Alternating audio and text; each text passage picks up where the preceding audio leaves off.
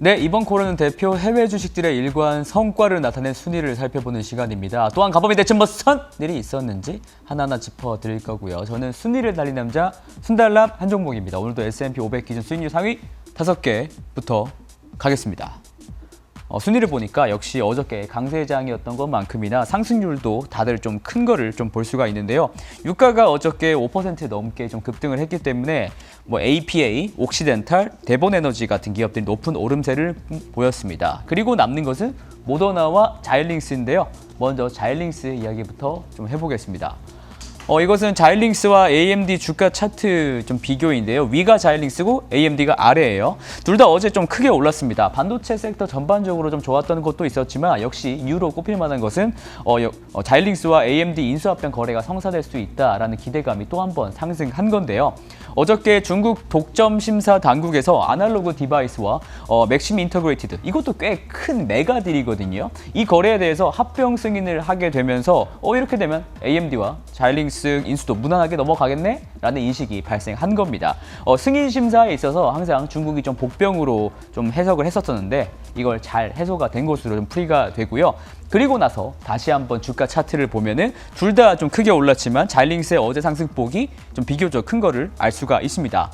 이게 이렇게 되는 이유는 자일링스의 실제 기업 가치보다 인수합병으로 인해서 딜 프리미엄이 붙어지기 때문입니다. 자일링스 주주들은 합병 비율에 따라서 추후 AMD의 주식 1.7주를 갖게 되는데요. AMD 주가가 8월 초까지 너무 가파르게 좀 오르다 보니까 상대적으로 자일링스의 주가가 싸 보이게 된 것이죠. 이런 프리미엄 해소가 좀 있기까지는 자일링스의 성과가 더 좋을 수 있다라는 것으로 시장이 생각하는 듯 합니다.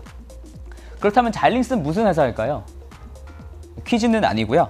AMD는 주로 이제 서버나 게임기, PC, 여기 들어가는 CPU와 이제 GPU를 판매하는 회사고요.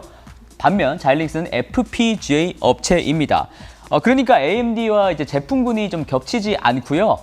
직접적인 경쟁 상대가 아니라는 점이었습니다. 자일링스는 FPGA 점유율이 인텔을 제치고 약 54% 최강자라고 좀 불리는 회사입니다. 사업 영역을 보면은 차량용 반도체, 그다음에 5G 통신, 데이터 센터.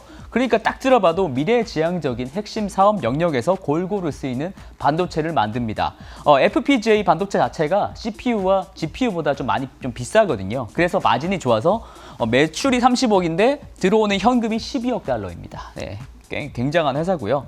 FPGA에 대한 설명을 조금 하자면 CPU와 GPU보다 효율성을 높이고 가격도 더 높인 제품입니다. 기능적인 가장 큰 특징을 좀 말씀을 드리자면 FPGA가 이제 머신러닝과 같은 인공지능 추론 분야에서 최고라고 평가받는 프로세서라는 겁니다. 예를 들면은 자율주행의 알고리즘을 좀 설계하기 위한 주요 연산은 AMD의 CPU와 GPU로 데이터 센터에다 맡기고 거기서 만들어낸 알고리즘을 차량에 배포한 다음에 그 차량이 알고리즘에 맞추어서 자율주행하기 위해서는 각 도로의 사정에 맞게 알고리즘대로 좀 주행을 해야 되거든요. 이때 차량용 반도체로 FPGA가 들어가는 개념이다라고 생각을 하시면 될 것 같습니다.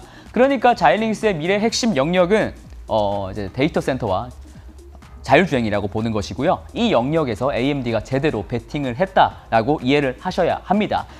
이렇게 되니까 사실 엔비디아의 핵심 미래 영역과 굉장히 좀 겹치는 것 같은데요. 이처럼 둘 간의 싸움은 좀 지속될 것으로 보이고요. 더 격화되겠죠. 그 사이에서 인텔이 어떻게 헤쳐나갈지, 복병으로 작용할 수 있을지 이것을 보는 게 좀 제대로 팝콘 각이라 생각합니다. 한편 엔비디아와 ARM 인수권은 아직은 좀 기대를 좀 많이 접어두시는 게 이로울 듯 싶고요. 영국에서조차 엔비디아가 ARM을 인수하게 되면은 엔비디아의 라이벌들이 ARM의 라이선스를 잘 받기 힘들어지다 보니까 불편해질 것이라면서 인수합병에 대해서 조사를 더 하고 신중한 입장을 밝혔었습니다. ARM 인수권은 또 AMD 인수권과는 더 좀 다르게 더 민감한 부분이기 때문에 중국도 태클을 좀 세게 걸 것 같은데 어떻게 될지 이것도 지켜보겠습니다. 네, 다음은 2위를 기록하고 있는 모더나입니다. 네, 어제 또 8% 가까운 상승을 보였었는데요. 하루 걸러 하루 나오는 것 같습니다. 먼저 모더나와 좀 비슷한 상관관계를 보이고 있는 mRNA 기전 백신 기업 바이오엔텍의 주가도 10% 가까운 상승을 보였었고요.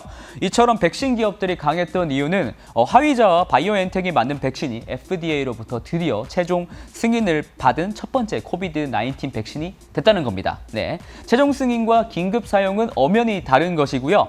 이제는 최종 승인이기 때문에 훨씬 더 접종에 있어서 속도가 붙을 수 있습니다. 우선 이렇게 백신 접종 의무화 흐름이 조금 거세질 것인데요. 뉴욕시에서는 이제 공립학교의 모든 교사와 교직원들이 9월 27일까지 백신을 1회분이라도 접종을 해야 된다라고 말을 했고요. 뉴욕시는 미국 최대의 학군이기 때문에 이번 조치는 파급력이 있을 것이라는 평가가 많습니다.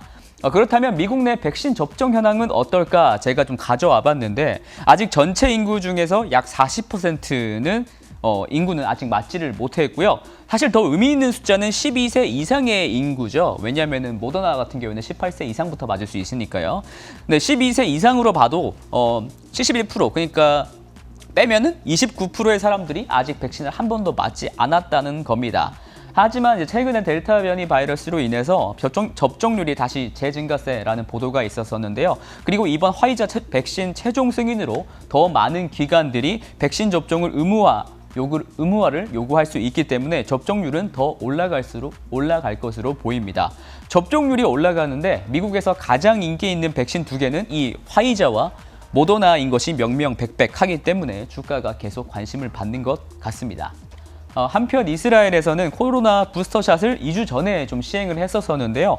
효과가 좀 있는 것 같다면서 40세 이상 전체 인구에 부스터샷을 접종하겠다고 밝혔습니다. 백신 회사들 좀 싱글벙글한 소리가 여기까지 좀 들리는 것 같습니다. 그리고 다음은 하락 종목으로 해야 되는데 좀 별다른 좀 특이 있는 종목은 없었기 때문에 바로 좀 히든 코너로 오늘은 메인 코너 됐네요. 코너로 넘어가겠습니다. 첫 번째 순달람이니까요. 이번 주에 미래에셋증권의 모든 고객님들께서 선택하신 10종목 다 보여드리겠습니다. 여러분들의 선택은 글자가 많아서 좀 힘드실 것 같은데 좀 제가 재밌는 포인트를 좀 짚어드리겠습니다. 2위를 기록한 ETF가 SQQQ 그러니까 나스닥 100지수에 이제 숏을 거는 레버리지 ETF인데요. 그리고 반면 6위에는 또 빅테크 기업들에 대한 세배 롱 레버리지 상품이 떡하니 랭크되어 있죠. 그러니까 이처럼 극단적인 시각차가 있는 건데요. 코로나 변이에도 불구하고 나스닥의 신고가를 경신한 상황이기 때문에 그만큼 극적으로 조금 시장을 보는 뷰가 엇갈리는 상황으로 보입니다. 그리고 중국 기업들의 선전도 몇몇 눈에 보입니다. 메이디, 샤오미, 그다음에 보교유리가 올라왔는데 이제 메이디와 샤오미 같은 경우에는 처음으로 순달람에 등장한 것 같습니다. 그리고 좀 1위를 기록한 것을 말해야 될 텐데요. 전기차 판매 선두, 자율주행 관련 기술 선두를 달리는 테슬라입니다. 테슬라가 어저께 4% 가까운 상승을 보이면서 다시 $700 고지를 넘었죠. 어제 오른 이유가 여러 가지가 있을 수 있겠지만 아무래도 저번 주 금요일 10시경에 좀 개최가 됐었던 AI에 대한 평가가 다시금 일어나는 게 아닌가라고 생각이 듭니다. 이번 이벤트가 막판에 이제 테슬라 봇이라는 걸 공개가 되는 다른 분들도 좀 뉴스를 통해서 보셨을 것 같은데요. 근데 이 테슬라 봇 때문에 앞단에 나왔던 뭐 소프트웨어라든가 하드웨어 기술들이 좀 묻힌감이 있었던 것 같습니다. 그래서 그에 대한 재평가가 좀 늦게 다시 나오는 것 같고요. 사실 테슬라 봇은 낙관적인 머스크의 타임라인으로 보더라도 시제품이 내년에야 나오기 때문에 기업 가치에 반영되기에는 상당한 좀 무리가 있다라고 보는 시각이 많습니다. AI 데이 당일에 저는 금요일에 휴가였어가지고 실시간으로 다 좀 챙겨봤는데요. 제가 느낀 생각이 좀 바로 이랬습니다. 이런 자동차 회사는 좀 본 적도 없다라는 건데요. 보통 자동차 회사들이 이제 뭐 본인들이 만든 자동차를 세일즈하고 마케팅하는 자리로서 이렇게 보통 컨퍼런스를 여는데 테슬라는 이렇게 직접 설계한 반도체를 좀 선보였다는 점이죠. 이게 D1 칩이라는 건데요. 마치 애플의 M1 칩을 봤을 때의 충격과 비슷한 것 같은데요. 사실 더 크죠. 왜냐하면 테슬라는 자동차 기업이니까요. 이 D1 칩의 성능 자체도 기존에 쓰던 엔비디아 칩보다 더욱더 좀 우수한데요. 그러니까 직접 만들었겠죠. 이 D1 칩이 3,000개나 들어간 슈퍼컴퓨터 시스템, 이른바 도조.